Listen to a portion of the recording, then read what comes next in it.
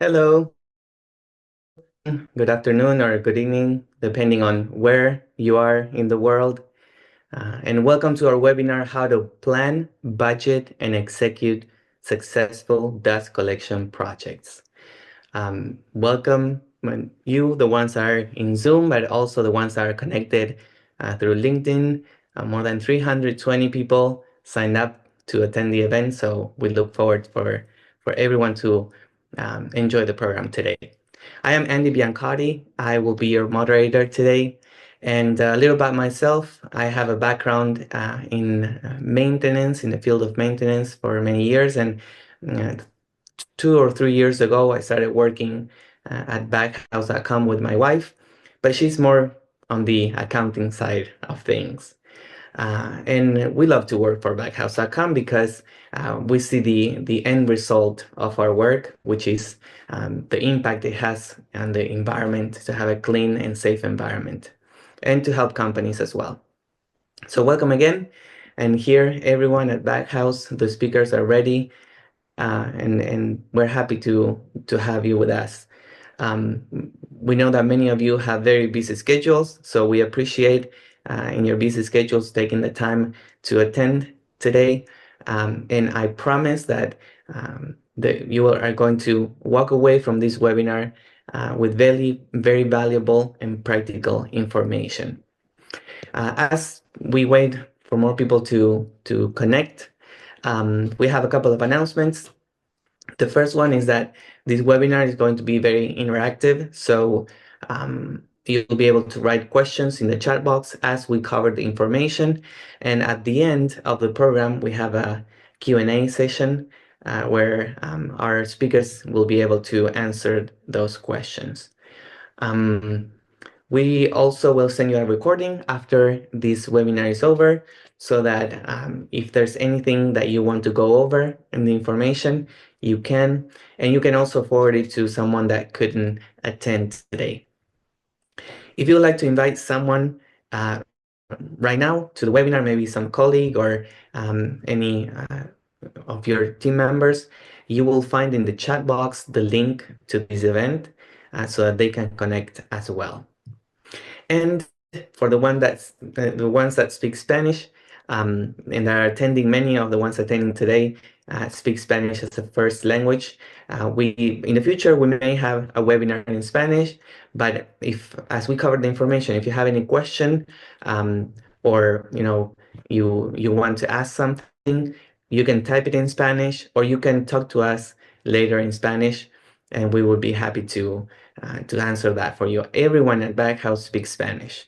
Now I'll say it in Spanish. Así que todo el equipo de Baghouse habla en español.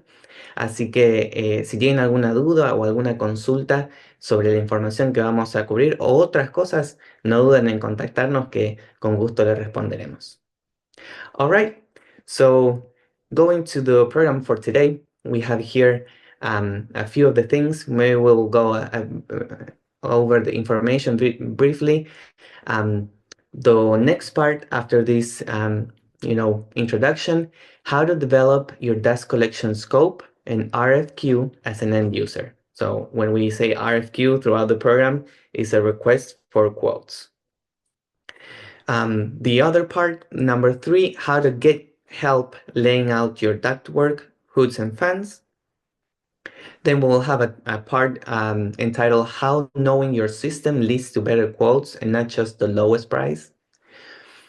And then one of the last parts, how to manage your critical spare parts and avoid downtime.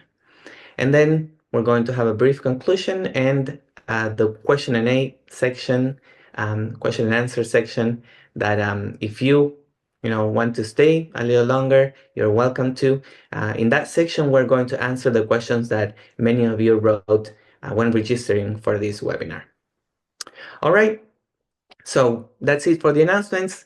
Now we move on to our presentation. We want to give our attention to Dominick Santo. He's our Baghouse expert. He has been working in dust collection for more than 20 years, and he will have the part how to develop your dust collection scope and RFQ as an end user.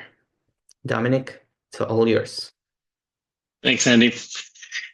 So as Andy mentioned, one of our dust collector experts here, worked in the industry for quite a number of years, both in field work as well as in system design, project management. So um, my part here, we're going to introduce a few of the concepts about what you can do to make sure when you have a project for a new system or a large modification to an existing one, what you can do as the end user that will result in us as a vendor or other vendors, that it'll make that you have the best products offered to you, the best service, and the project is the most successful it can be. Of course, we're going to talk in generalities a little bit here. All of the things we will mention are services, products that we ourselves offer, but we're going to try to make this as informative as possible in a general sense. So the basic principles that we'll discuss apply to working with any reputable vendor. And as we often like to say, we believe our services and products are the best, but we know there are also other reputable vendors out there that do very good work, make good equipment. So we'll try to speak in general terms that will apply to any kind of project that you might have for dust collection, not only working just with us, but we're going to base it on our experiences of, in our experience, what makes a project work well and what doesn't. So let's start here. Andy's got our PowerPoint up here that you can see. If we can go to the first slide here. So our main challenge we have as a vendor, speaking from our position, when we're approached by a customer that wants us to work on a new system project, the first thing obviously is the collecting of data. So different end users come to us with different sets of information. And the challenge is always helping the end user collect the needed information in order for us to get the best quote possible to them. So we've put this together just to highlight a few of the common things that we really need when we're doing a system quote and an entire project, so that it can really get you the best possible offering from us or from any other vendor. So we hope that as we go through this, you'll understand perhaps from our perspective what we need to know and why. And that'll help you see the value in gathering this information, either before you contact a dust collector supplier, or once you've made contact with us, why these things that we've asked for are important. So as you can see here, we've divided it into 5 basic categories. So the first one we'll call the process. Now, the best thing you can do when you call us is give us just a plain, real human language description of what happens. So we all know we like to write in technical terms sometimes. We like to kind of describe things very technical oriented, but sometimes the best thing is just to, when we first discuss the project, just hear a basic overview of what's going on. This can be as simple as saying, we're a guitar factory. We make guitars. We need dust collection at all of our stations where we do sanding, cutting, and finishing work. Or this is a cement terminal. We need a new system that'll help us at our pickup points where we're discharging into the different trucks. Or we're an aluminum recycler. We need this new system to go over our existing smelting furnace when the door is open and dust comes out. Something as simple as that may seem unnecessary, but it really helps us understand what's going on and gets us on the same page with you. Some other things that are really basic that we'll need to know. What is it exactly that's making the dust that the system is going to handle? Is it a certain kind of process equipment? Are they other points? Is it transferring of materials? Is it conveying application more? We need to know as well whether you're looking to do a completely new system or if we're replacing an existing one. If it's a new system, obviously we're going to need to hear a lot of information about what kind of machines we're picking up on, where they're at, how many they are, the sizes, all of these kinds of things, because we're looking then to calculate the airflow and all of those things needed. If it's an existing system we're replacing, this also is very important to clarify, because we may need to see if we want to just do a direct replacement, so change in like, right, over what you already have, or if we're really going to look to improve on what you have. For example, if you have a system already that works perfectly, it's just reached the end of its useful life and needs to be replaced, you may very well just want us to replace it with the exact same kind of unit, same sizing, same configuration. But let's imagine that your existing system is not really working that well. It never really did. Or perhaps your needs have changed. You need more capacity. You're handling different mix of materials, whatever the case may be. Or you want to improve the reliability. You need to meet stricter standards from your air permit. Any of these things, we need to know this kind of information so that we can then adjust and not just go off of what you previously had installed. And that kind of leads us into our second category here about the type of equipment. So when doing dust collection, we have different kinds of dust collectors. We have baghouses, cartridge collectors. We have mechanical separators like cyclones, knockout boxes. They may also be paired with other equipment like scrubbers, thermal oxidizers. All these things are important to know when going into the design, if there's any kind of preference or requirement on your part, so we can make the best offering possible. This also prevents other vendors from offering, maybe they only sell a specific kind of equipment, offering that in lieu of what really is the best kind of equipment for your application. And this is also the section where we talk about the details. Our main thing we're looking for is what is the size we need, the airflow. That gives us our basic sizing of the dust collector, the fans, everything. Until we know that number, we really can't do much. So having it pinned down with knowing the type of pickups you have, how much airflow you need. Once we've determined that, all the other sizing design can come through. You might also at this point supply things like a ductwork layout.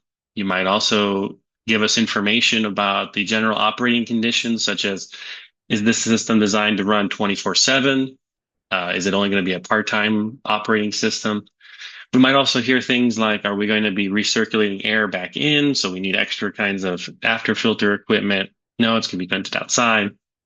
Those kinds of discussions also, at this point, we get that information gathered. And then the next one, dust type. So we're going to ask you questions about the material that you're collecting and also the process. So is it just simply collecting dust? Are we just sucking up wood chips, wood dust? Are we going to also be having some kinds of gases in there or corrosive materials, humidity, oils, things like that? And most importantly here, are we going to be handling anything that is combustible dust? If we have combustible dust or even the possibility of combustible dust in a system, it's going to completely change how we design the system as well as all the necessary safety features that have to go with it. So we're going to need to know that up front as much as possible. And then our fourth area, installation. This kind of refers to some of the practical questions we have to answer. Is our system going inside? Is it going outside? Are there any space limitations? This also refers to when you work with a full service provider like us who can offer an installation of the equipment, we need to start discussing some of those things. Are you looking for us to install? Are you looking for us just to provide technical advisors while you install or a contractor installs it? And in some of those discussions, we might ask specific questions about your site requirements. This is true of our company as well as many other equipment manufacturers. We usually, when doing installations, don't get too involved on the electrical side of things or even things like foundation design, just because those are, in almost every case, usually better handled by local contractors or in-house personnel.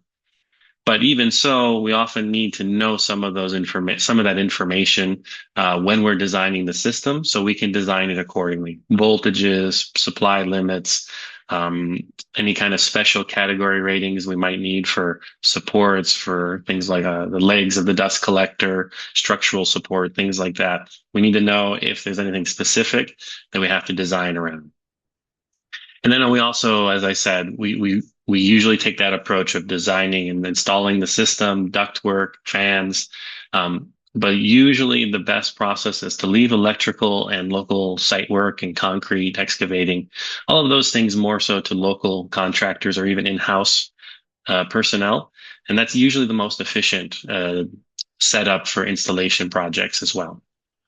And then finally, here's our last one. This might be a little bit of a blank one for you, company needs. This is where we focus on you as the end user and what's really the need that you have.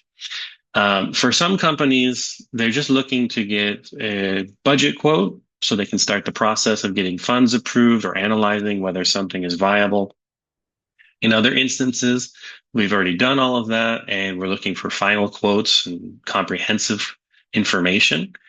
And the difference between those, just to illustrate it, we don't want to bog you down with tons of really technical questions and really detail-oriented forms if you're just looking to get the budget quote at the moment, right? So if that's what you need and that's what you're looking for, letting us know that now at the first contact is going to help you have a much faster, better experience. And conversely, if you're at the other end where you do need all the details, it's better to let us know, and then we can work in those details as we go through. We don't want to overlook something in this process. We also might want to hear about what your priorities are. Are you looking to find a system that takes that provides the most capacity for the budget that you have? Or are you looking to get the most complete advanced package possible? Also, for some customers, lead time or reliability or quality of products or the extent of the system is really more important than the absolute best price, or even just getting the fastest turnaround on the proposal back in the most complete and as fast as possible. Knowing that in advance helps the OEM like us provide the quote and the right kind of scope right up front, instead of wasting a lot of time going back and forth and really not syncing up on the expectations that we have. So having this information really allows us to do that. Well, let's go to the next slide. And we can see a lot of companies, when they do this, they put one person in charge. Maybe it's an engineer, maybe it's a project manager, maybe it's purchasing personnel. If you are that person and you're tasked with this, you may not have access to all of this information. So what should you do? We always advise that you should speak with your team and get as much feedback from them as possible. So some things you can ask from your current team, it may not directly be involved in purchasing of the new project, but nonetheless have a lot of valuable insight. They're the ones that are going to tell you, for example, if you have a current system that's working very well, or maybe it's not working well, what really should matter in the new system. They're going to be able to tell you and provide some of this information about combustible dust if it's already been tested. And they're also going to have a lot of good ideas about where improving in the process would really save your company and benefit from you. They might tell you about certain processes or parts of the system that, if automated, would save a lot of man hours, a lot of repetitive labor, that when discussing then with us, our options, we might be able to provide you a solution to implement that for a very reasonable price. So getting feedback from your team is always going to be very, very valuable. Let's go to the next slide, please. So a lot of companies will prepare a scope of work, an RFQ, a bid document, whatever you want to call it, and they're not all created equal. So what is it that separates a good one from one that's not going to get the best offer from a vendor? Well, here's an example of a poorly written one. It's full of lots of boilerplate language, a lot of legal details and things like that, which have their place. This is an example of one that we received not too long ago. It was 20 or 30 pages, I believe, and at least 8 of them were talking about panel descriptions and wiring colors and things like that. And when we finally got to the part that actually mattered, it was less than 1 paragraph. It was just 2 sentences saying, essentially, we need a dust collector. We don't know what size. As you can imagine, it really didn't give us what we needed to craft a quote or even begin the discussions. And it led to a lot of frustration on the end user's part, because they thought that they had everything they needed, and we had to let them know that so much of it was not there. But if we go to the next slide, you can see a different example. This is a different one that we received from a customer. This one, yes, was much shorter, only 3 or 4 pages, but was very, very well written. It included very specific, really clear descriptions of what was going on, the process, described clearly the whole plant process, how the dust collection system in particular that was under, that the project was about, how it played a role in that. It also gave a very clear description of the type of dust being collected, the gas, things like temperature, gave a description of the dust characteristics, sticky, corrosive, combustible. It had a lot of very important things outlined, such as the CFM, the airflow volume that was needed for the whole system. This one even had a breakdown of how much CFM was needed each pickup point in the system. It also included ductwork sketches and layouts, which, while not necessarily final, just having a general layout really helps in this kind of in this stage of the process. It also talked about what their goals were. In this particular case, they said their goals were they wanted to improve the collection efficiency, reduce the fugitive dust emissions in this area. They also wanted to meet a stricter standard for their air permits. And they also outlined very clearly the scope of work they were looking for with different options. So they gave an option for those who would only supply the equipment, those who would supply the equipment plus installation, and those who would provide only design and engineering assistance. And this gave us exactly the kind of information we needed to craft multiple offerings for them, and give them really lots of extra options that we wouldn't normally give unless specifically asked. Some other things that were nice here. It mentioned specific site information that was necessary for putting together an installation quote. Gave us the relevant safety and compliance requirements they asked for, as well as it outlined what their timeline was for both the quoting process as well as for installation, receiving the equipment, their budget guidelines. All of these things together in just a few short pages, just 3 pages, with a couple of pictures added as additional attachments, meant that this RFQ, we were able to jump on and process just so much quicker than all these other ones. So if we go to the next slide, we can just sum up a bit here what this part is. If we have another slide here, that might be my last slide. Oh no, there we go. So it all boils down to the more that you know about what you want and what you have, the more you can get out of us, a vendor, when you come to us with a project. It's also going to let us speed up the process immensely. And it's also going to result in you getting the best, most comprehensive quote, but also the one that is the best price and is really going to fit your needs best.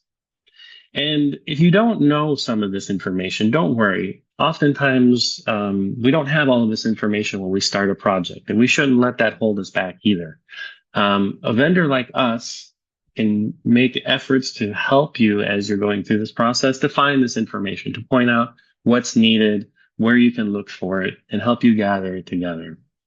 So don't hold back from asking for assistance in gathering the needed data, or even involving us in the beginning of the process to help guide you through it, so you can get everything together that you need to help us give you the best quote possible. And you're also going to want to involve all of your team, all the stakeholders, and find out what's needed, what they would like to improve or change. And then that way we can craft the best possible offering for you. Well, that's our first section, how we can craft our RFQs, our bids, how we can gather the information needed to get the best possible offering. Now we're going to talk to Matt. We're going to listen to Matt Coughlin, president of our company. He's going to speak to us on how you can get help laying out your ductwork, hoods, and fan. All right. Thank you, Dominic. So as he nicely segued there, we're going to talk a little bit about the ductwork design. So for any dust collection project, the main focus usually from the customer side is on the equipment and which dust collectors and fans and the install and site requirements. However, the ductwork is a hugely important piece of your project. You can have a best designed and perfectly spec'd out baghouse and fan, but if your duct design is not well considered and not matched to your particular requirements, then you're likely to have some performance issues down the road, which could mean lack of suction at your pickups, so dusty air, worn out ductwork, and other problems. So I'm going to go through our solution, the approach that we take to help you as the customer address those problems. So really there's 2 options as an end user when it comes to duct design and the ductwork. Option 1 is to keep it in-house, either do it yourself or have your general contractor contract it to someone else and keep it separate essentially from the dust collection equipment. So, what are the benefits of doing that? Well, you control the duct design, your engineers do it, we'll provide you all the interface requirements. So, the flange sizes to connect to the baghouse and all those kind of things. And then it's really up to you to do the design and make sure that you have your airflow, velocity considerations all done right, and the ductwork designed correctly based on your constraints. The downside to that is, of course, there can be disconnects in your assumptions, and there's potential to have mistakes, essentially. When you have us do it, the benefit of baghouse.com as a turnkey solution provider is we've done hundreds of these systems. We know very well how to size and design the ductwork, make sure you have the right size gauges, slide gates, and airflow control devices in the right places to make sure that everything works as you expect.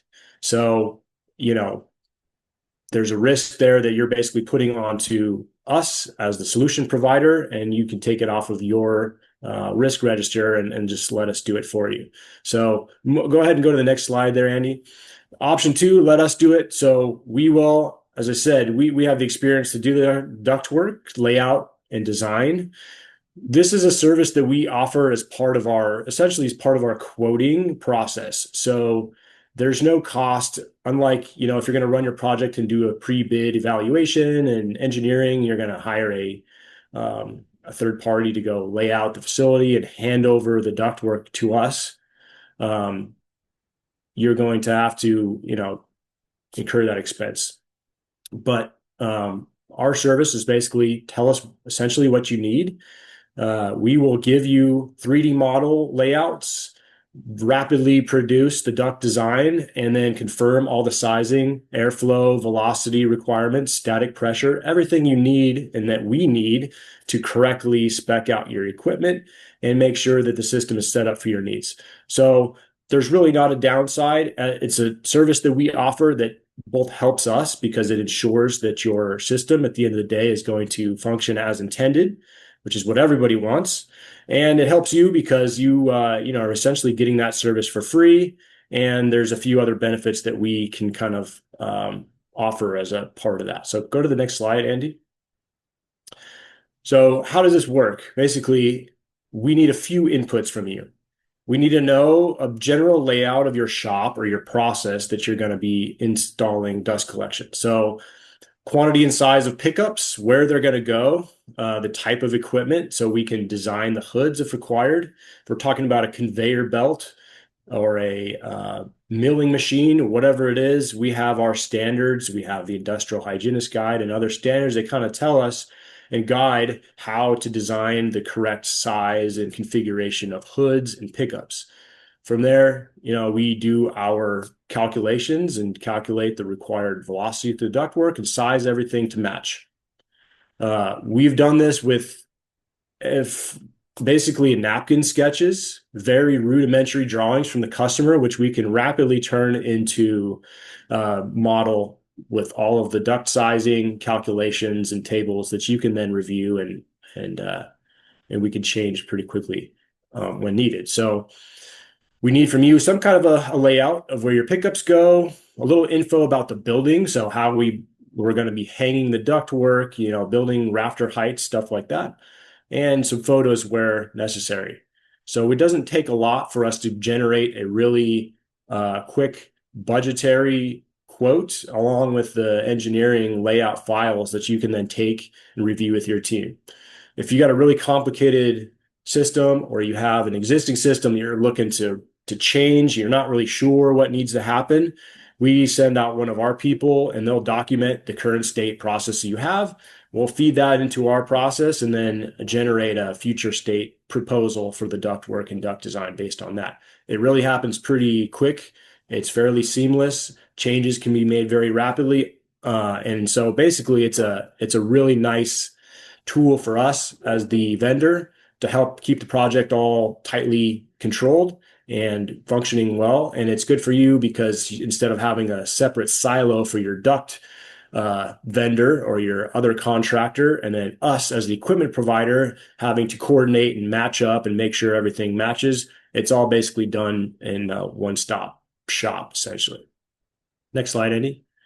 So what does this look like? What do you actually get as part of this process? And as I mentioned, this can be part of our quoting process. So if Dominick is quoting a large dust collection project, greenfield, new facility, we will have the equipment specs and quote, along with a ductwork layout and quotation bill of materials to go along with that.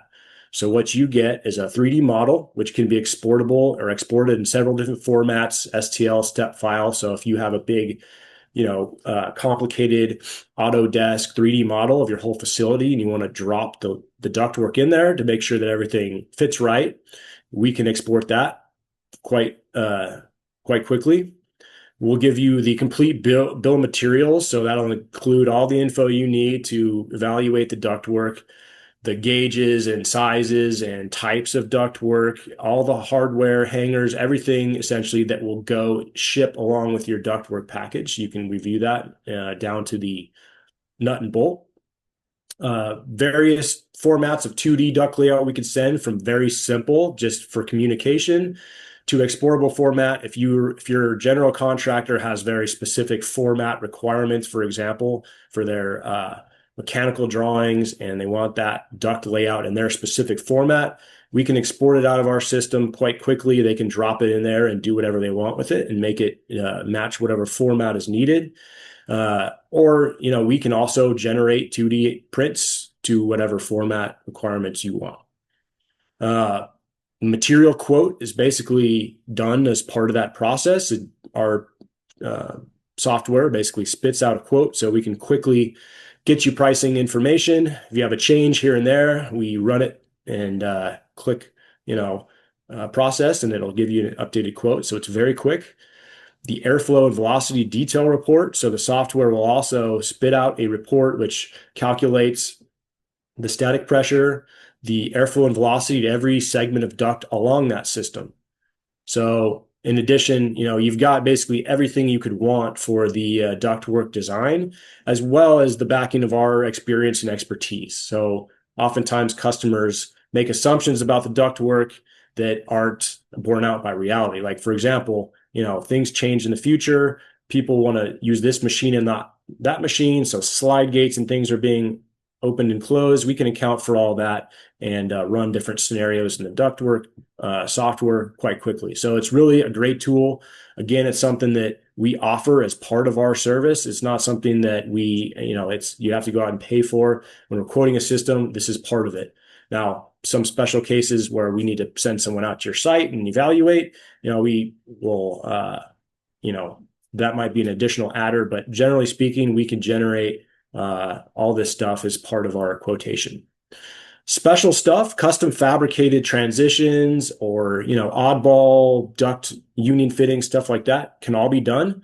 Even if it's not necessarily rapidly done in the tool, we work with our fab shops and make sure that we can basically do whatever you need. So that's never been really an issue.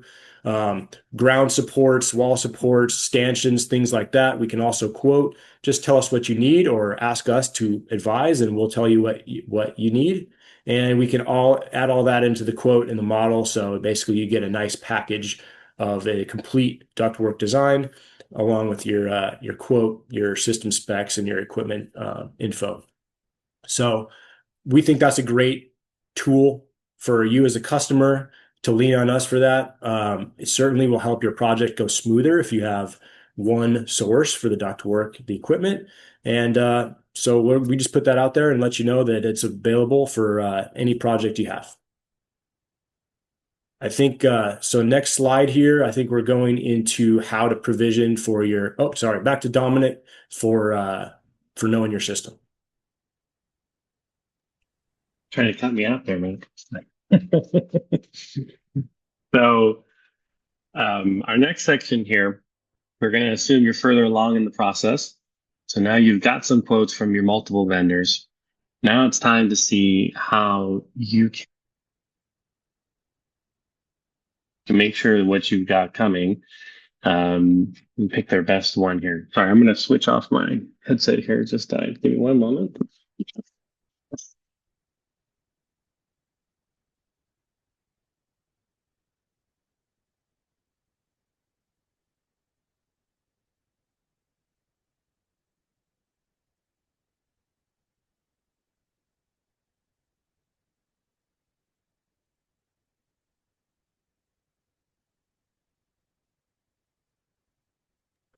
How about now, Andy? Am I coming through?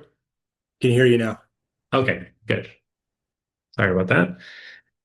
So we have our quotes that we've gotten in, and we're trying to make sense of it all. How do we make sure that we pick the best one available to us? Well, let's take a look at some information here. It really comes down to having a bit of education yourself and knowing enough about dust collection so that you can make an informed decision. So we always say that our favorite customers are ones that appreciate learning about the equipment, learning about the process, and then being educated. You do yourself no favors if you don't take the time to learn a bit about how dust collection systems work and the differences and the offerings that are available, because then you're going to end up getting stuck with something that's really not going to be ideal for your facility. And sadly, we see quite often where we're called in after the fact to deal with the system that just isn't the right style, it's the wrong size, or just a project that's been executed poorly, and all the problems that stay with the plan for many years to come. So how can we avoid that? Well, we get multiple quotes and we start looking at things. But what is it that we're trying to compare here? Because they're not all going to look the same, right? It's not just looking at the final price at the bottom and saying, okay, this is the lowest one, we go with this. There's a lot of variables, especially when we're talking about a large system project. So a few things that we're going to want to highlight. First thing is compare the specifications in the quote. First thing you look for the total rated airflow. So if you've specified a certain airflow in CFM, you need to make sure that all of the systems that have been quoted all are capable of that same amount. Why? Because some customer or some representatives might only sell you or quote you a system that's a little smaller, or there might be some discussion about what the exact airflow is that you need. Especially in those cases, it's important to see if one vendor perhaps took the lowest estimate and quoted a system capable of the lowest number, and if another one was more conservative and quoted the higher number, or perhaps they may have actually added in extra capacity for your system to account for future growth or variables. So you want to make sure you're at the apples to apples there. But related to that is going to be also the sizing of the dust collector. This is a really important thing that we'll mention in a moment. So besides our airflow, you're also going to want to focus on what kind of system is being quoted. Now, we say dust collector, baghouse, we throw those terms out a lot, but they're actually specific terms that mean something, a specific kind of system. So a baghouse system with filter bags is apt for pretty much all industrial applications and is the most rugged, heavy duty of all the dust collection systems you're going to run into. Another kind is a cartridge collector, which is very often used, but doesn't have exactly the same capabilities of the baghouse. It has some advantages. They're smaller, more compact, so they usually are cheaper in relation to the same amount of airflow compared to a baghouse, but they're not appropriate for a lot of applications, especially ones that are either a lot of dust or there's sticky or non-normal size dusts, or maybe anything that's pretty much not just fine dust or higher temperatures. They're really going to struggle a lot in those applications. But what happens? Many people get their dust collection equipment through sales reps. So if you're getting it from a sales rep, you might be speaking with someone either who is not really a technical expert, or they're someone that has a limited portfolio of what they're able to sell. So if they only sell, let's say, a cartridge collector, and then you come with a project that really should be a baghouse, they might try their best to convince you to accept the equipment they sell rather than present to you the equipment that is best for your application. So you have to be a little bit knowledgeable about the differences, and sometimes both could work. And it's just a matter of picking, deciding what your preference is and weighing the pros and cons of each choice. Now, other things you can look at, we sometimes need to get down into the details of things to figure out why one is more expensive than the other. A very common difference you might encounter, different quotes, is one vendor might be speccing a more rugged construction or perhaps specialty construction, maybe stainless in certain places, special coatings, things like that. They might have included additional reinforcement for pressures and things like that that are higher than normal, or specialty legs and things like that for certain seismic zones, wind ratings. If we don't go into the details, we might miss that and not understand why one is more expensive than the other. And then there's other things that also come into play, kinds of filters that are chosen, the exact specifications on the fans that are quoted. All of those little details all make huge differences when we're comparing pricing and availability. So we want to make sure we don't overlook those things when we're comparing our quotes. And then there's one more that we would mention. It says on the slide, factory location. Now, there's certainly nothing wrong with imported components. In fact, pretty much every system that we work with has some kinds of components that are imported or fabricated overseas. There's nothing wrong with that. However, you have to be strategic in your choice of which components are overseas. For example, key components like filters and cages, it may be acceptable to use imported materials. But in the climate that we live in now, it may be difficult to quickly get replacements. So you might want to consider that as a pros and cons when evaluating where certain equipment is made, where it's coming from. Some things are very good overseas. In fact, some are better than things made domestically. But it all has to be evaluated on the merits. And we have here, pay attention to hidden costs. So we're not going to give you a long list of everything that could go wrong and add to it, but we'll just mention a couple quick ones here. One is that's very common is the sizing of the application. So we often say undersized for the application.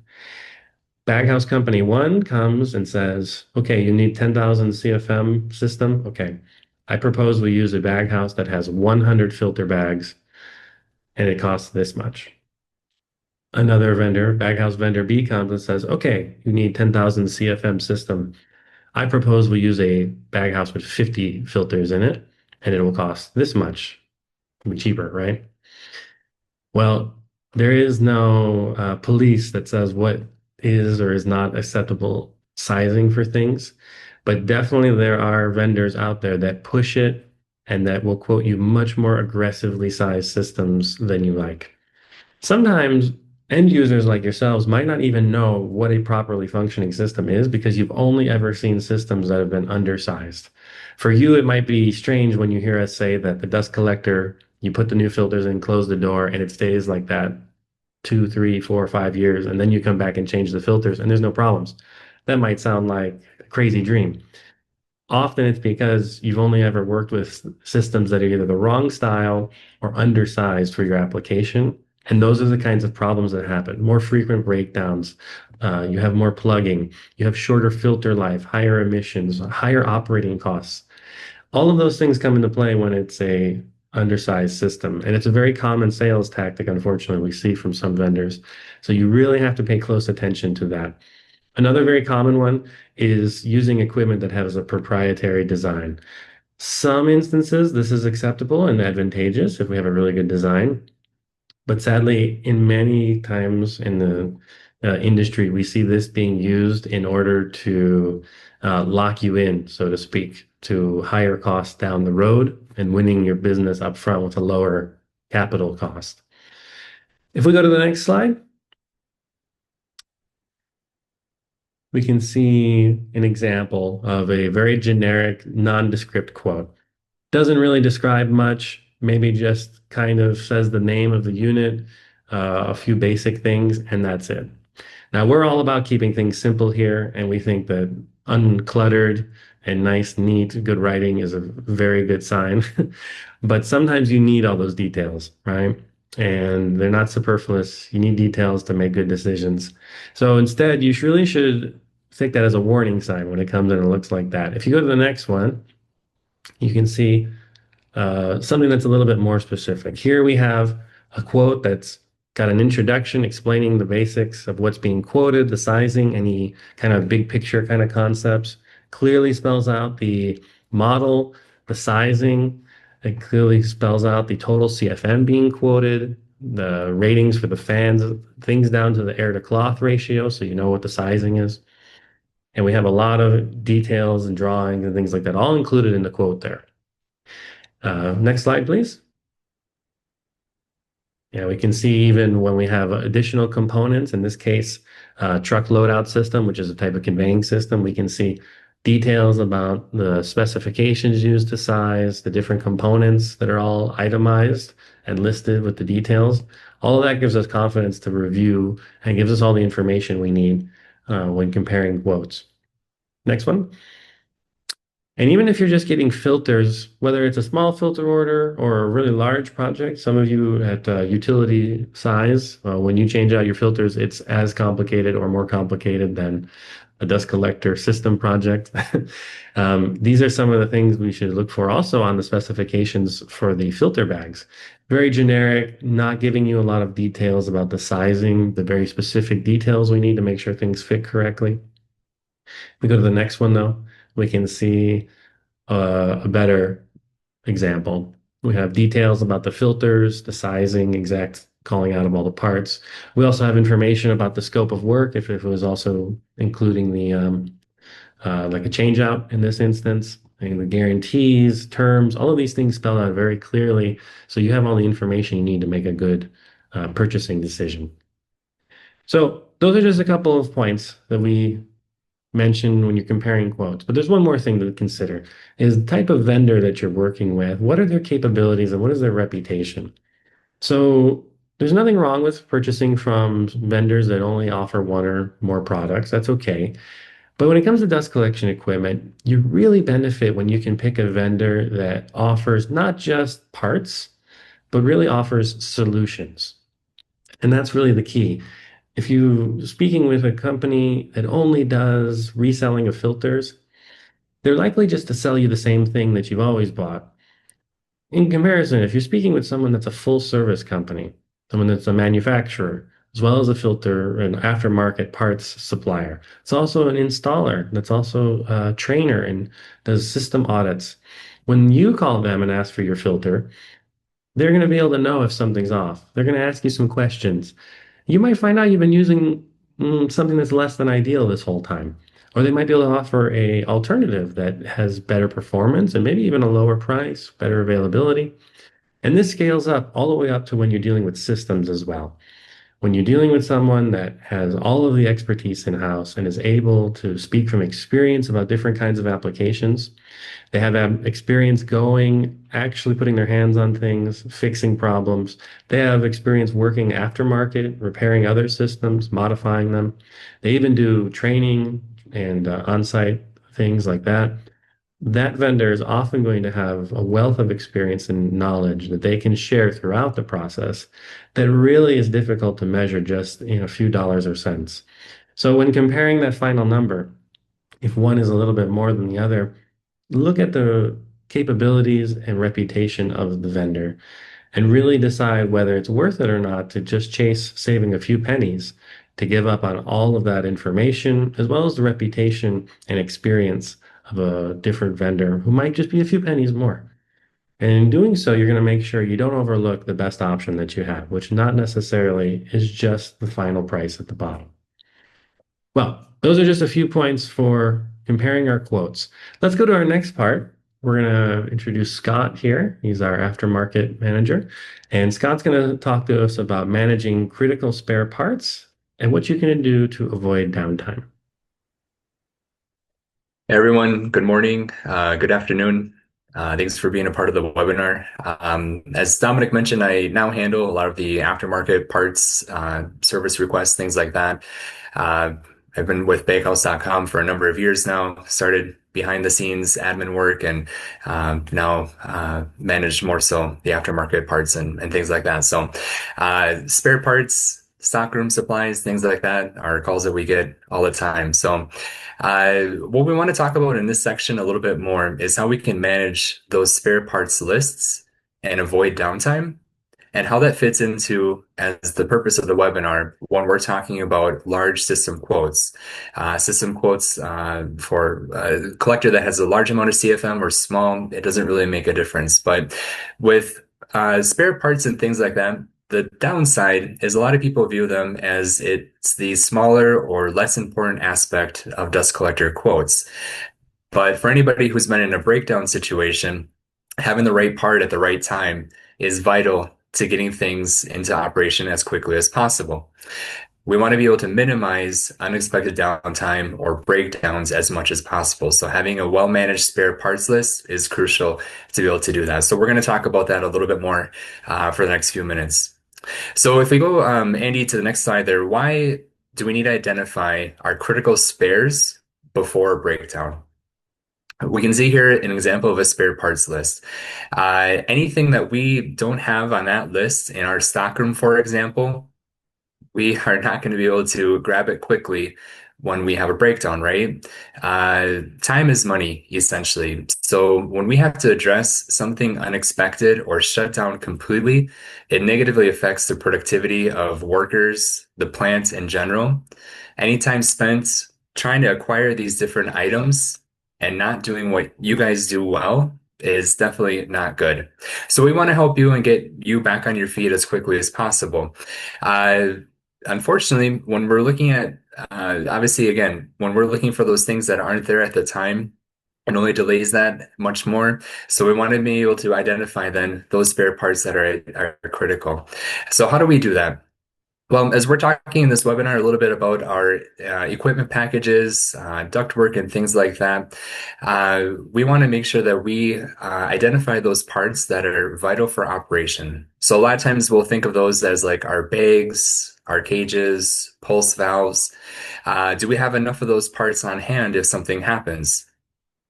Since we are getting a collector quote, we definitely don't want to wait until something breaks down uh, due to a damaged filter or a cage, and then go out try to get bags and cages purchased at the last minute.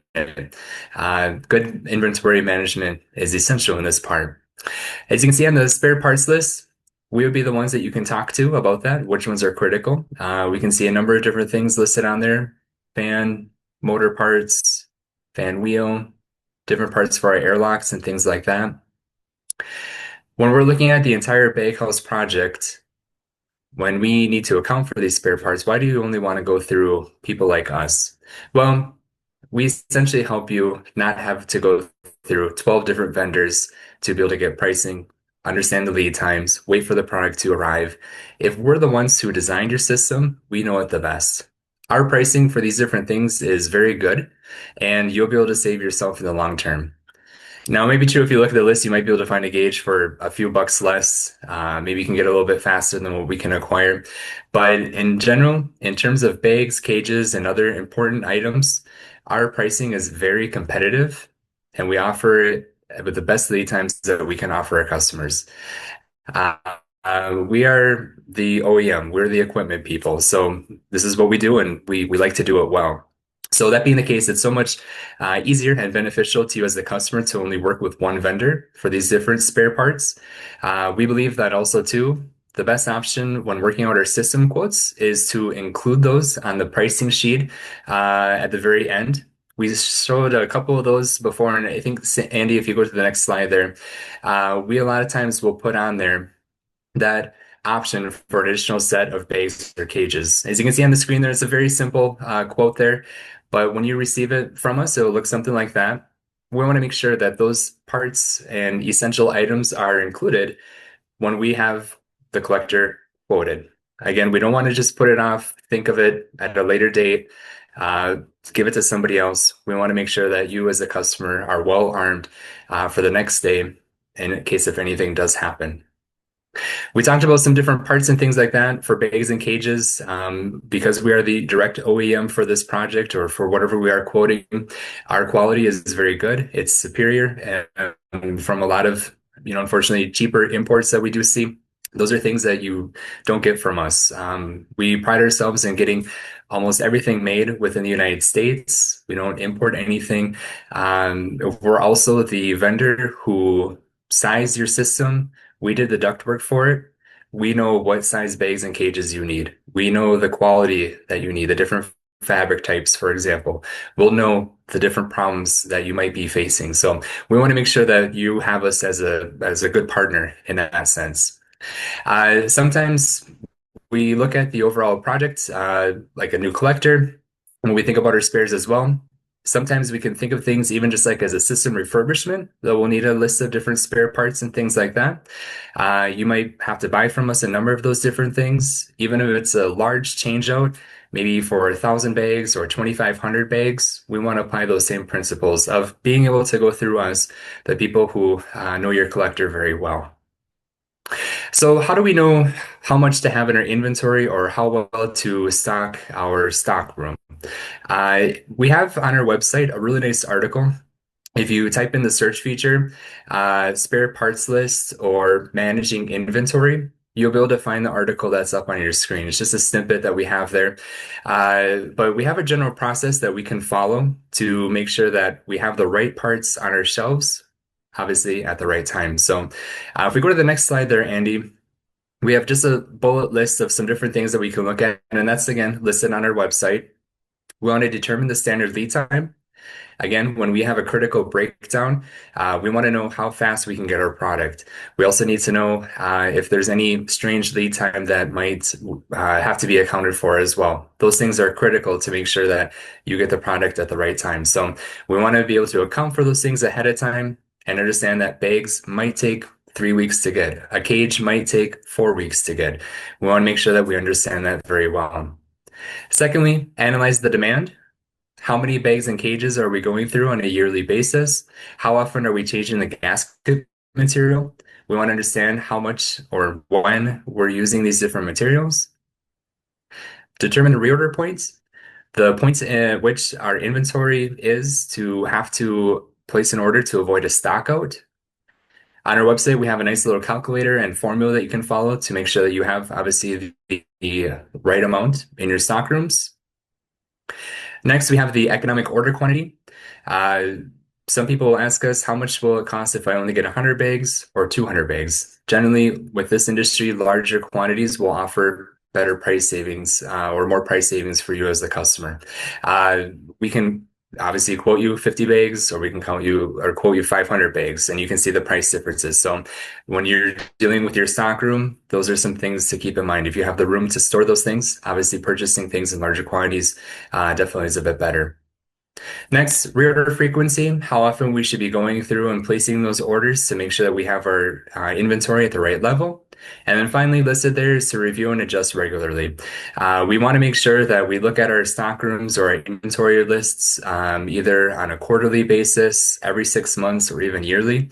Everything changes based off demand, lead time, other factors. We came out of a pandemic a few years ago, talks of a trade war. A lot of things were up in the air. So we definitely want to be proactive and make sure that we have the parts at the right time.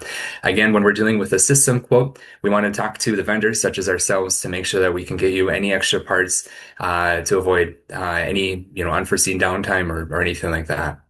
We don't want to leave you scrambling to find your next part. So if we see on the slide there, how do we avoid overpaying things? A lot of people ask us, how do we get the best price possible? Well, generally speaking, when we need something fast, it'll usually come at some sort of additional price. And we usually refer to that as a rush fee or an expedite.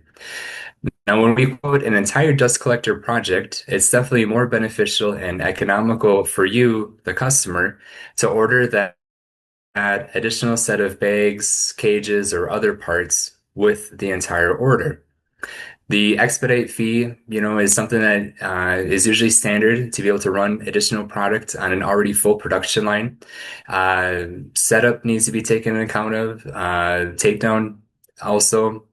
Sometimes we have to pay guys overtime to be able to run a certain set of bags and cages. So there's a lot of things that are involved when we look at that expedite fee, but that's one of the things that we have to face when we need something ASAP. So either way, having to buy our bags or cages, parts, or anything last minute, or paying that expedite definitely isn't the best use of our resources. Of course, we can't predict when something will happen that will cause us to have a change out, or if there's an emergency, a fire. But by managing well our critical spare parts list, we can at least avoid overpaying for filters, cages, and other parts. Other options that might be a good fit, something to talk about later, is to, when speaking about our spare parts in that, would be a bag or filter stocking program. That means a company like ourselves would keep on hand certain amounts of bags, cartridges, pleated filters, cages, anything that can be sent out really within 24 to 48 hours of receiving an order.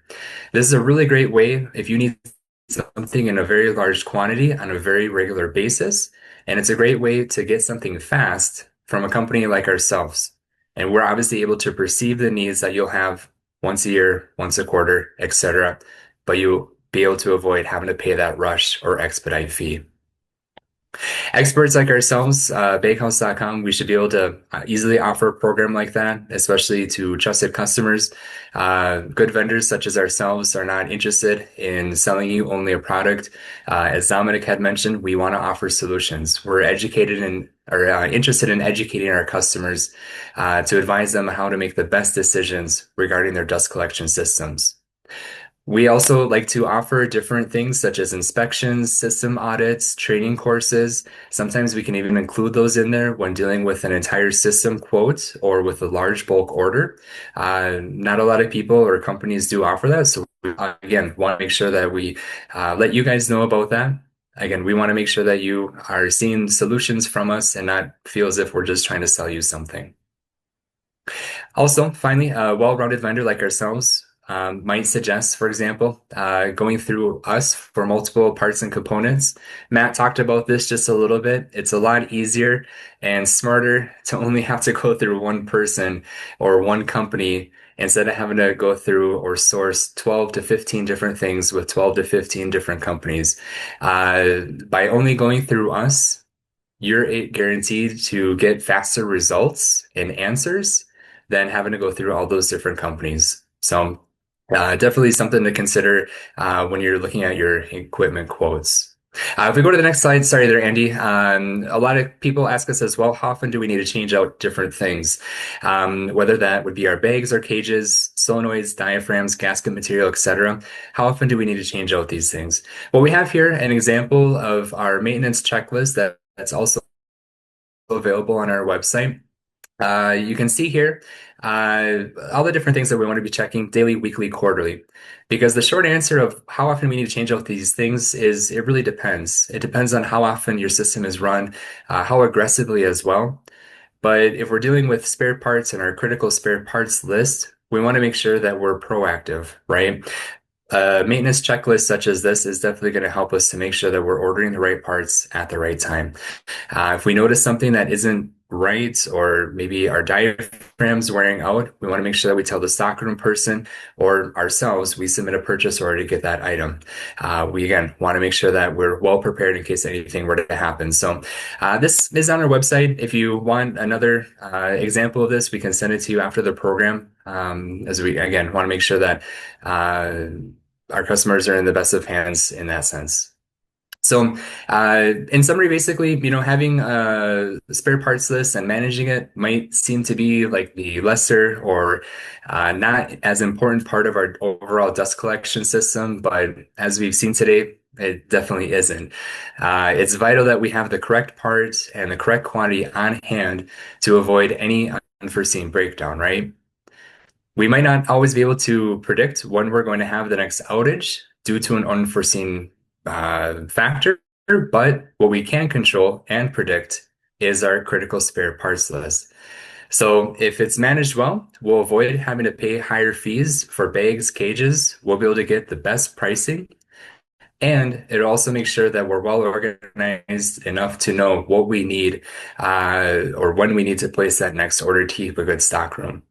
If anything unforeseen does occur, then we'll be able to get everyone back on their feet as quickly as possible and minimize as much as possible any downtime. If you have any questions, additional to this, feel free to put them in the chats or call us afterward, and we'd be definitely more than willing to go over some of these things with you as well.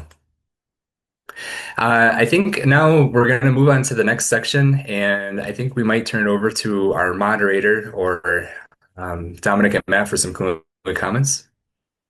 Yes, thank you. Thank you very much. Thank you everyone for attending today to our how to plan, quote, and execute successful dust collection projects. And we hope that you feel more equipped now to tackle your upcoming projects with confidence. Remember, the key takeaway is that a little upfront knowledge and preparation can go a long way when it comes to developing an RFQ and also choosing the right vendor. Now, we have an additional part, the Q&A section. If you have a couple of minutes more to stay with us, feel free to stay, or you can watch the recording later. But we want to give our attention to Matt and Dominic as they briefly go through some of the questions you submitted when registering. So Matt and Dominic. All right. Thank you, Andy. Okay, so I've got a list of questions here that were submitted early on. So I'm going to direct the first one to you, Dominic. The question is with regards to star bags and star cages, advantages and disadvantages. What is a star cage and bag? Is it something worth considering, basically? Yeah, so we've seen a few of those coming on the market recently. Star bags and cages are an attempt to try to make your normal filter bags have a greater surface area. So kind of like increasing the size of the filter without actually making it bigger. Kind of taking inspiration from pleated filters and from cartridge collectors that pleat the fabric over so you get more surface area. Unfortunately, it's one of those things you see somebody come up with a proprietary design, tell you everything is magic, and then sell it for quite an inflated price, right? One thing we always point to when people introduce proprietary designs like that, we usually come around and we ask, well, if it's really so good, why is it that they're the only ones selling it? And that's kind of how it seems with these star bags and star filters. There's not much really conclusive proof that they're any better, especially to justify the increased costs. And there already exists something which is pleated filter elements that go into a baghouse, which kind of fills this role already. So we wouldn't necessarily recommend using either the star bags themselves or certainly not installing the star cages with normal bags because it would not provide the needed support for the bags when you're pulsing them. But it's a good reference point, Matt, for like all these kinds of things that come up that are supposedly the magic bullet, but then nobody can ever answer why they're the only ones that make it, and nobody else in the marketplace has copied them. Everybody copied the pulse jet after it was invented, I believe, by Micropole in the late 60s. Within 10 years, every single major baghouse manufacturer started making pulse jet baghouses. So things that are new, that innovation happens, but then it's quickly implemented across. And star bags just haven't really proved that yet in the marketplace. Great answer. All right, I'm going to handle the next question here, which is how to size a collector for a new application. So very broad question that we hear a lot. I'm going to point you to our website where there's and maybe Andy, you can put a link in the chat box here to where they can download our dust collection system sizing guide. So the short answer to a very long, process is basically you figure out your airflow, your CFM requirements. You come up with a square footage of your filter media based on an air to cloth ratio. You determine the correct configuration of collector based on the dust type, and there's a lot of other factors. So I'll point you to the website where you can download our guide, which gives you the basic steps to do that. Now, if you want to do that in-house, also your other option, of course, is to just send us an email to info@baghouse.com or any of us on here, and we'll help you do that for your system. So send us the info you do have. One of our dust collection experts will take a look at it and help you ensure you get the correct sizing. Let's see. Other question here. What is the max temperature for that bags can sustain these days? So I'll give this one to Scott. It doesn't say on the question here what specific process or temp the person's looking for, but Scott, when you get a request for filter bags, how do you approach that? Yeah, in the chat box, we can put the guide that we have as well that kind of goes over some of the different temperature variants that we see. The short answer, again, it kind of depends. We have different fabric types or medias that we'll call that are able to handle or withstand different temperature variations. For example, polyester is usually good until about 240 to 265. After that, we have aramid bags. It's a type of media that's commonly known as Nomex as well. That's good up to like 400. Bags that are good up to 500 degrees would be like glass. P84 bags, things like that. So each bag has a different temperature rating. If you're unsure what the media is, you can always send us a picture of them. We can generally tell pretty well by just looking at a picture. And obviously, we don't want to sell you a bag that has a high temperature application that will honestly burst up in flames, right? So we want to make sure that we get you the right bag. So when you do submit a request, a lot of times we'll ask for that. If you don't know the type of bag that it is, what's the temperature range that we're dealing with, and we can make a suggestion based off that. And then, yeah, how often we have to change them out, that's, kind of based off usage. How aggressively sized is our system, for example. If we have to account for like any moisture issues, there's a whole line of different things that we look at by making that type of suggestion. But generally, if you're changing out your bags every 2 to 3 months, you're probably not getting as much life out of them as what you probably should be able to put it that way. So if you feel as if you're changing things out too often, let us know. We can talk about it and we can look at some different things to try to improve your operation there. But generally, 6 months to a year, some people even get 2 to 3 years out of their bags, just kind of some, general parameters that we see today.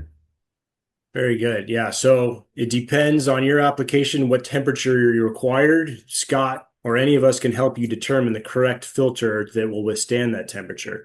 The hottest of the hot, there are actually metal filters out there for extremely specialized applications. Very uncommon. If you're pulling in an inlet temp that's, 550 degrees Fahrenheit or something on that, you probably be better served looking at bleed air or some kind of a cooling process to get your filter temp below the threshold of a regular commercially available filter bag rather than go look at some highly unique filter, ceramic filters elements or something like that. So mostly what we deal with up to about 500 F, right, Scott? And then, we use bleed air where required to cool and get stuff below that. Next question here.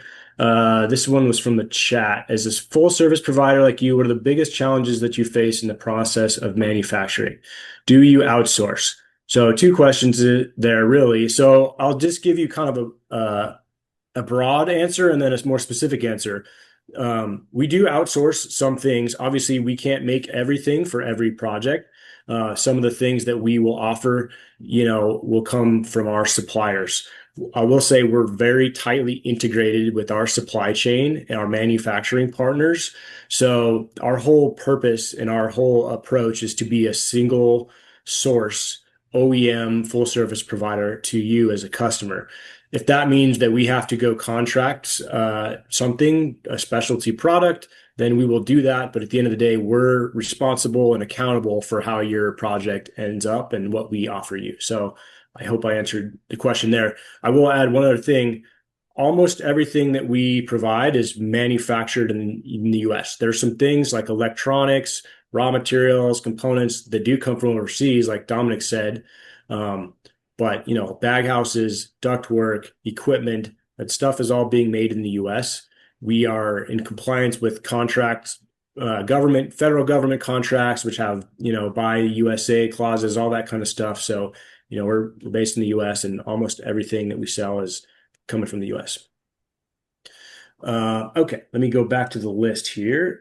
So here's another topic for you, Dominick, having to do with continuous emissions monitoring. Where did the questions go? Yeah, continuous dust emission monitoring. So that's just more of a topic. What would you say to someone, I guess, an end user who's trying to figure out do they need emissions monitoring? Like, why would you need it, and how would we approach it as a vendor to spec out a project?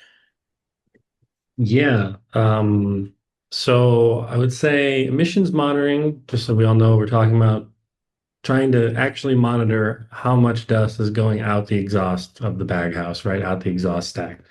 So there's really 2 reasons you'd monitor it. One is for emissions compliance, right? Making sure you're in compliance with your air permits. And the other reason would be for maintenance or operational reasons, right? The same equipment can accomplish both things at once.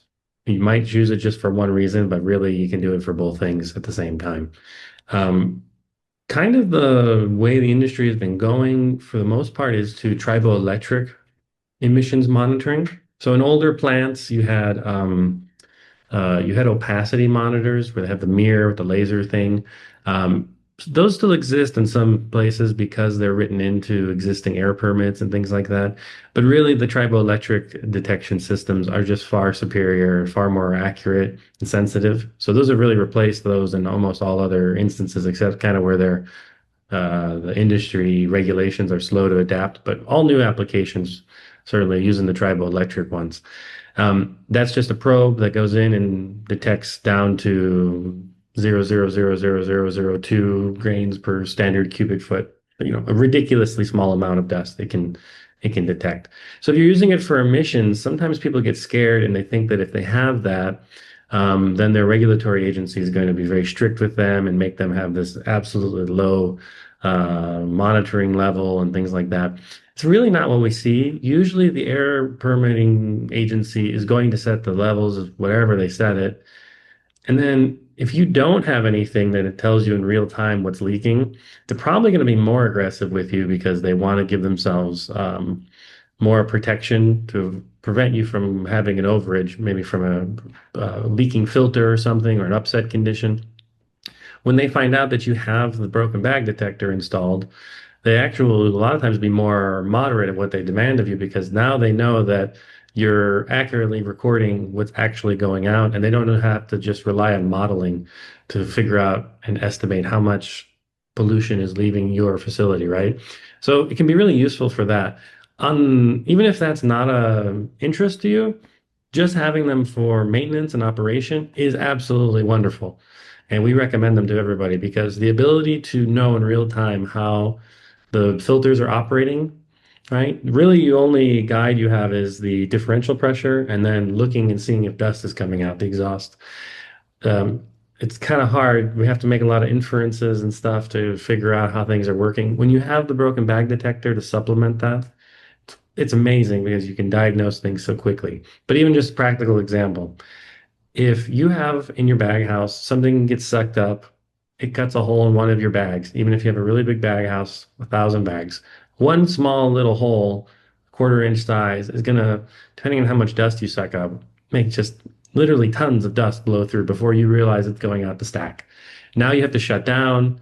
You have to send guys in the top of your dust collector, brush out the dust collector. You might have to shovel out the material, clean out the ductwork down to the fan, all kinds of hours and hours wasted doing remediation work, right? And then you also might blow your air permit, have to shut down for that reason, all kinds of bad things. That simple probe that's in there will tell you when that hole is just barely beginning to form to the point where it's completely invisible to the naked eye, the amount of dust coming out. So knowing it's leaking at 1 o'clock on a Tuesday, you might even have enough advance warning to get your team together and say, look, in the next couple hours, this would be a problem, or tomorrow, let's shut down in 4 hours. We have some time. Go in there, find the bag that's leaking, and we can fix it before it causes all these other problems. Even if it's just a big bag house, you can use them also to identify the row of bags that has leaking filter in it, so you don't have to do quite so much chasing down of leaks. So there's really a lot of benefits to them, and they also can help you forecast when your filters will fail. So there's a set when they need to be changed, and you can be more accurate and have a little bit more warning than just going off the DP. So we recommend they go on everything. When you're quoting a system with us, we'll usually include it as a additional option. And there's a lot of different outputs and things like that we can do. So we're always, we need a little bit more information to finalize it, but it's something we recommend for just about everybody in all six circumstances, whether it's just for emissions, just for maintenance, or it's for both things. Very good. I'm going to add to that too. So emissions monitoring is very important. As Dominic said, it will save you time and money and headaches and pay for itself, even if you don't have a mandate from EH&S or something like that to do it. There's all kinds of sensors and monitors out there that can be connected nowadays. Emissions monitors are one, hopper level sensors, fan, rotor sensors, airflow sensors, really anything that you can think of can be measured with a gauge with an output that can then be collected and used for your PM, maintenance, predictive maintenance. When do the filters need to be changed? When has something gone wrong? There's really a whole world of possibilities now over and above simply alarm, having an alarm which triggers when you have a broken bag, which in itself is super valuable.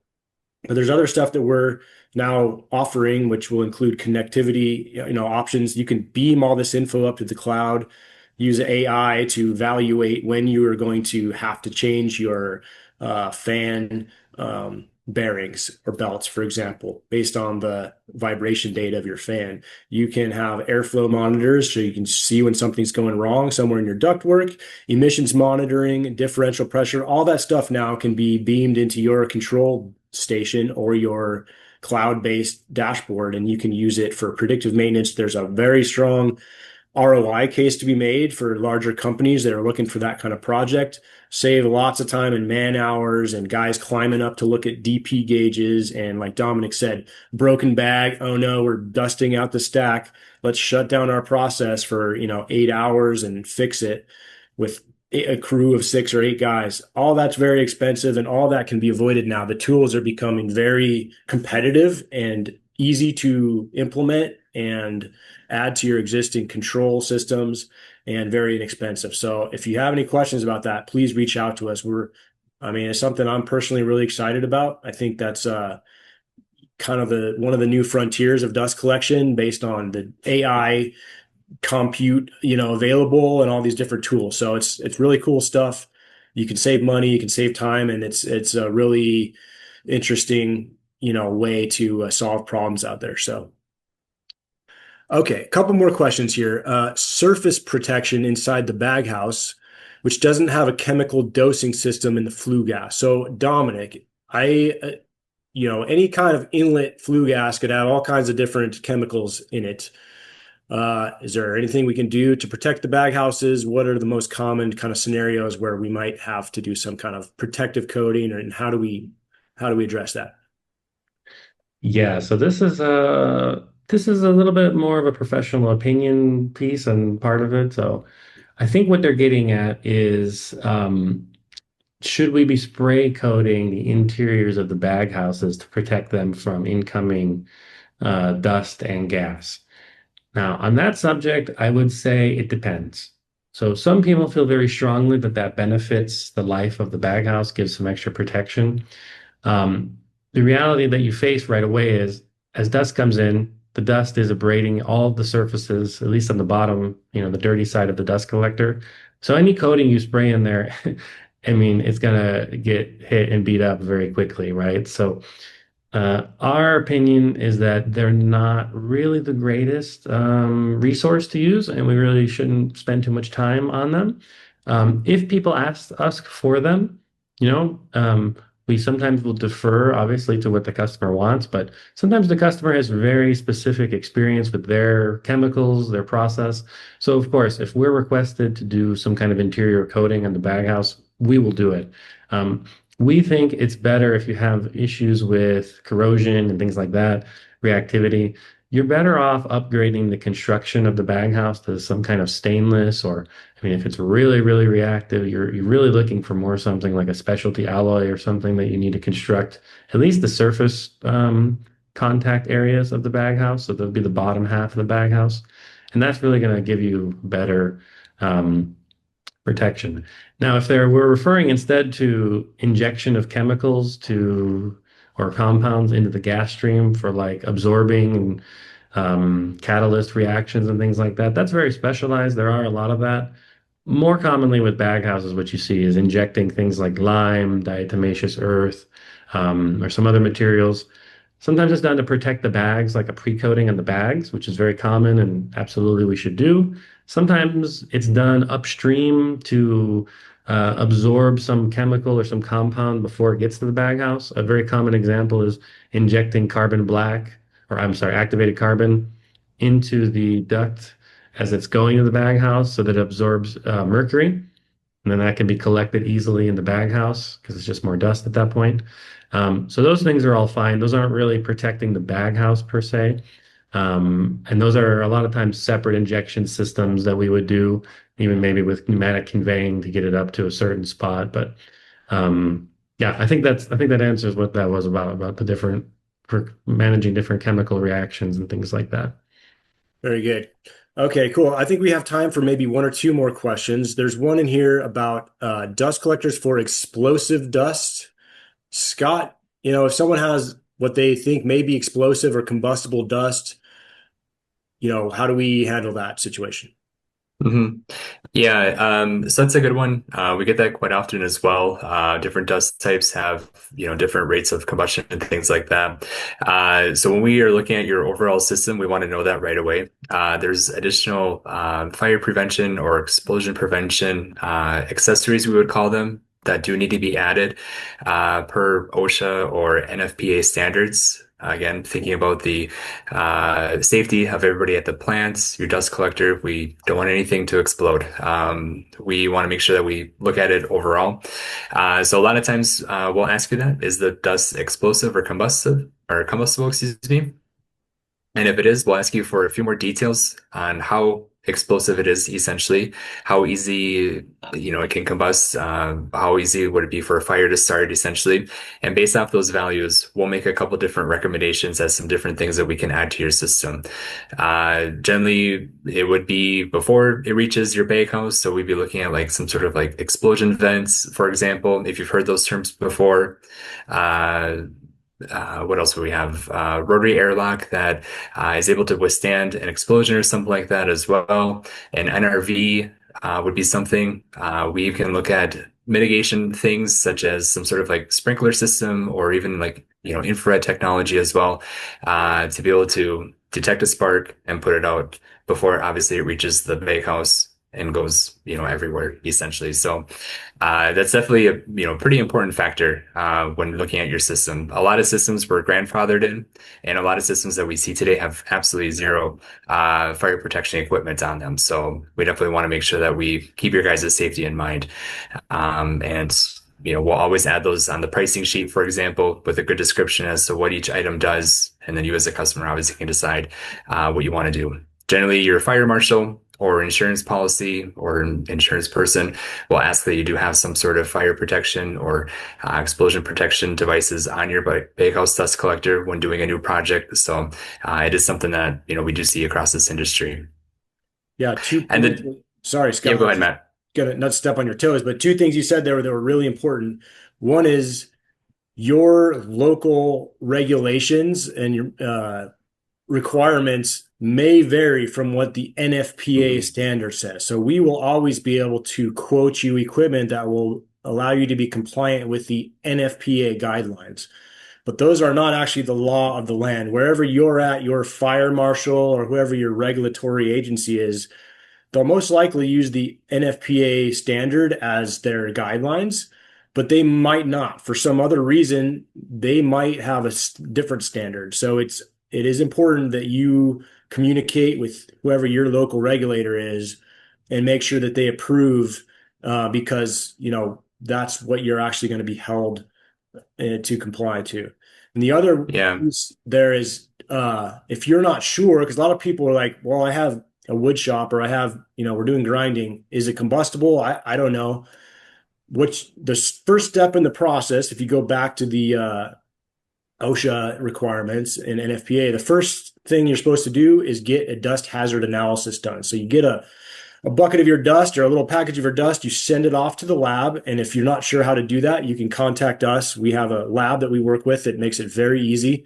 It's like $1,500 or something. They run all the tests and they'll tell you it's combustible, not combustible. And if it is, all of these key factors which you will need to size explosion vents and other things like the KPA, the Pmax, all these values, KST values, stuff that is required to calculate the sizing of your vents and other requirements. So if you're not sure what you got, let us know. Send us an email. We'll hook you up with the lab and they can do a DHA and then provide guidance from there.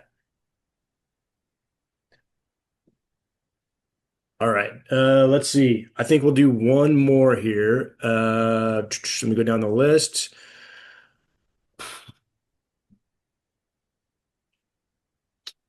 Where